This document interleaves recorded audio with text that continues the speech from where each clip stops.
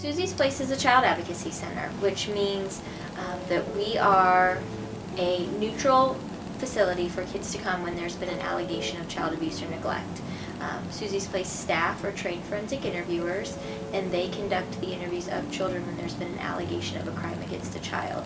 So Susie's Place actually uses the Child Advocacy Center model, which is nationally recognized. Susie's Place itself is a 501c3 organization, and so we operate independently of our community partners. Well, our main constituency, or our client base that we consider, is twofold. The kids and families. So we interview kids that are alleged victims that are as young as age 2 all the way up to 18. We also will interview some adult victims of crime if they have special developmental needs or if they've been severely traumatized by the circumstance. The other group that we serve is our professionals, which is going to be our law enforcement agencies, our multidisciplinary team members, our prosecutors, child protection, victim advocates. They're also people that we kind of cater to in terms of our facility and our services and things like that. So our focus is kind of two-pronged.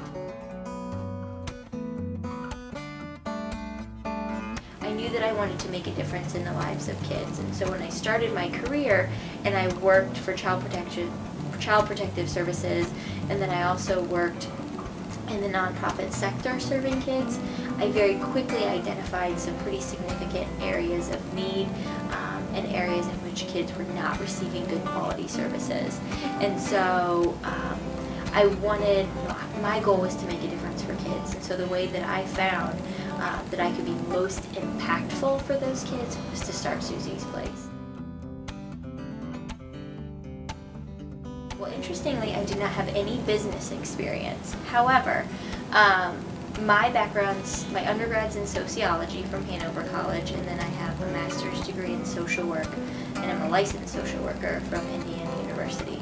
And so my educational background has all been kind of in the social work realm. However, my specific training and expertise has really been honed when it comes to crimes against children.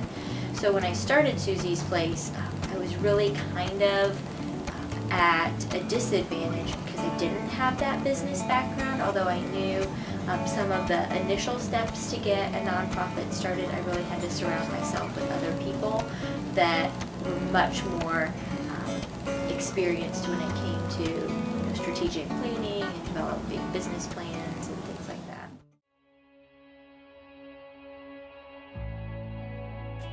After I graduated from my undergrad, I moved to Oregon and saw that in Portland they actually had a pretty extensive child advocacy center program called the CARES program, and I was able to see the real benefits of coordinating interventions around kids. And so when I came back to Indiana, and we just did not have that resource here in Indiana. So that was my first kind of aha moment of, oh gosh, this is regionally a need for kids. And so when I finished my master's program and started working in the child abuse treatment program, I was seeing the negative impact that investigations were having on kids, and so I began to educate myself a lot more on the real ins and outs of that child advocacy center model, and then I just decided to go for it.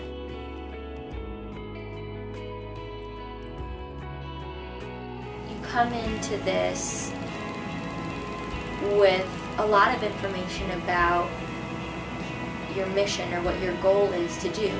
With me, I had tons of information about interviewing children. That was my product.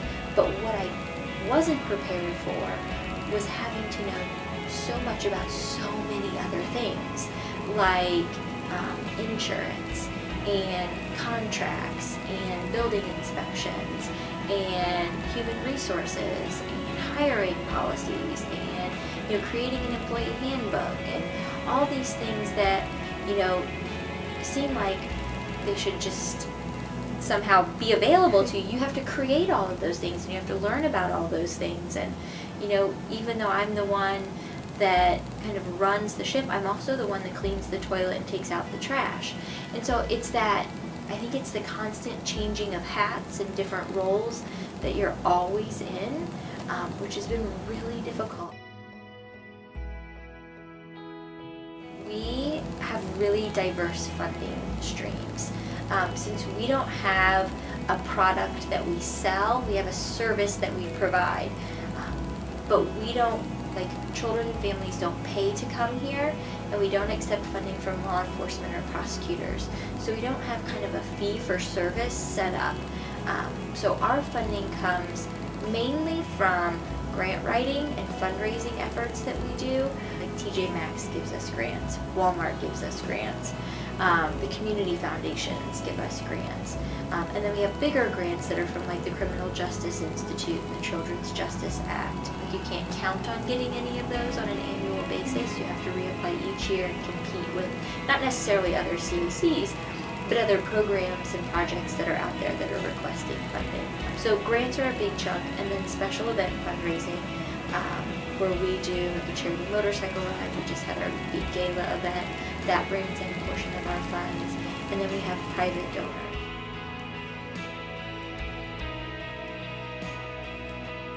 Always those moments when kids are here and either I'm doing an interview with them in the interview room, or I'm finishing up with them in the waiting room, and they say something to me like, "Thank you for listening to me," or "I love it here," or "When can I come back?" or I feel safe now. Anything like that. It's like, that's why we do what we do, and that's why we are here. So to be able to give that feeling of safety and comfort and security to a kid is